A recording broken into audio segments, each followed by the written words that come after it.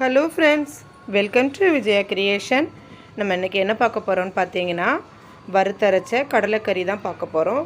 ரொம்ப ஃப்ரையாக வறுக்காமல் லைட்டாக மீடியமாக வறுத்து நம்ம ஆப்பம், சப்பாத்தி, அப்புறம் பூரி எல்லாத்துக்குமே இதை நம்ம சைடிஷாக யூஸ் பண்ணிக்கலாம்.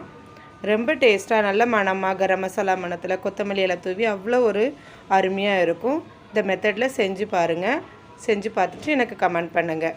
இப்போ வந்துட்டு நைட்டு 8 hours நான் ஊற வச்சு ஒரு 250 கிராம் பிளாக் சன்னா வந்துட்டு பாயில் பண்ணி எடுத்து வச்சுருக்கேன். லைட்டாக ஒரு ஆஃப் உப்பு மட்டும் போட்டு எடுத்து இந்த பதத்தில் நம்ம அதை வேக வச்சு எடுத்துக்கலாம்.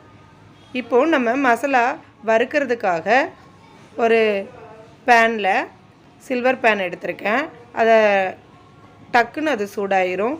கொஞ்சம் சிம்மில் வச்சுட்டு வெங்காயம், பூண்டு, 4 பல் இஞ்சி போட்டுட்டு நல்லா ரொம்ப ஃப்ரை ஆகாமல் அந்த ஹீட்டில் அப்படியே விட்டுட்டு லைட்டாக அதில் ஒரு துண்டளவு பட்டை, 2 கிராம்பு, 1 ஏலக்காய் போட்டுட்டு அதை லைட்டாக கிண்டி விடுங்க. இப்போ அதில் ஒரு சின்ன குட்டியாக ஒரு அன்னாச்சி போட்டிருக்கிறேன், அதையும் சேர்த்து கிண்டி விட்டுட்டு ஒரு குத்தளவு கருவேப்பிலை இது ஃப்ரை பண்ணும்போது நான் போட்டால் இன்னும் ரொம்ப மணமாக இருக்கும். ஆப்ஷன் தான், இல்லைன்னா விட்டுறலாம். இப்போ 2 தக்காளியை சும்மா குண்டு குண்டாக நறுக்கி வச்சுருக்கோம், அதையும் அதில் போட்டுக்கோங்க. போட்டுட்டு அடுப்பு இது நம்ம ஃப்ரை பண்ணும்போது சிம்மிலே இருக்கணும். ஏற்கனவே இந்த பாத்திரத்தில் நல்லா ஹீட் ஆயிடுச்சு, அதனால் அதை சிம்மில் வச்சுட்டு அப்படியே கிண்டி விட்டுட்டு இந்த டைமில் நம்ம கடலைக்கு எவ்வளோ தேவையோ ஒரு கிண்ண அளவு நம்ம தேங்காய் துருவல் சேர்த்துக்கலாம். தேங்காய் துருவல் சேர்த்துட்டு அதையும் அது கூடவே நல்லா ஃப்ரை பண்ணிக்கோங்க. ரொம்ப கருவலாக ஃப்ரை பண்ண வேண்டாம், இந்த அளவுக்கு ஃப்ரை பண்ணிவிட்டு அப்படியே ஆற வச்சோன்னா சரியாயிடும். இப்போ இதில் ஒரு மீடியமான மணம் வரும், தேங்காய் எண்ணெயில் வறுத்துருக்கிறதுனால ரொம்ப நல்லாயிருக்கும். இப்போ இதை மிக்ஸி ஜாருக்கு மாற்றிட்டு நம்ம ஃபைன் பேஸ்ட்டாக அரைச்சிட்டு வந்துடலாம். இப்படி அரைச்சிட்டு அது பக்கத்தில் அப்படியே இருக்கட்டும்.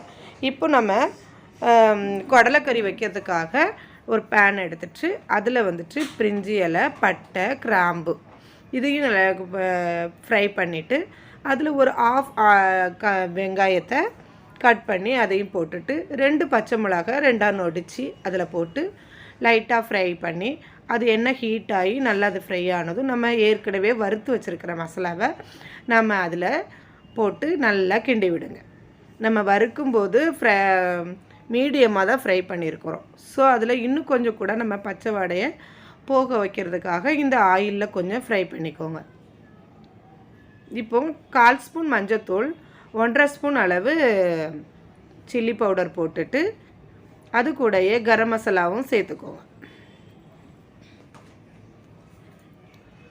1 ஸ்பூன் அளவு கொத்தமல்லி இலை, 1 ஸ்பூன் அளவு கரம் மசாலா, இந்த 3ஐயும் அந்த மசாலா கூட போட்டு நல்லா வதக்கி விடுங்க.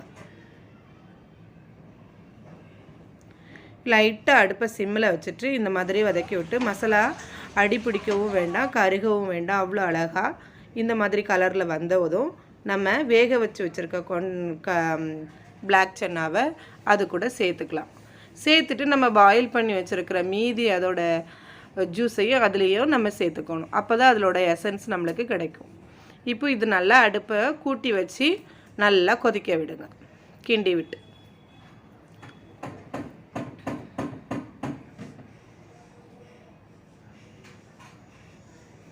இப்போ இது ஆப்பத்துக்கு சைடிஷாகவும் நம்ம கொஞ்சம் தண்ணியாக வச்சுக்கலாம், பூரிக்கு கொஞ்சம் கிரேவியாக வச்சுக்கலாம், அப்புறம் சப்பாத்திக்கு இன்னும் கூட கொஞ்சம் கட்டிப்பட்டு இன்னும் கொஞ்சம் சுக்கா கிரேவியாகவும் நம்ம ரெடி பண்ணிக்கலாம். 3 விதமாக நம்ம இதை ரெடி பண்ணி நம்ம 3 டிஷ்ஷுக்கு சைடிஷாக சேர்த்துக்கலாம். ரைஸ்க்கு கூட இது பக்காவாக தான் இருக்கும். இப்போ நல்லா கொதித்த உடனேயே கொத்தமல்லி இலை தூவி இறக்கிக்கலாம். இப்போ பிளாக் சன்னா கறி வந்துட்டு ரெடி ஆகிட்டு. இந்த மாதிரி செஞ்சு பாருங்கள். தேங்க்யூ. அவ்வளோதான் இருக்குது.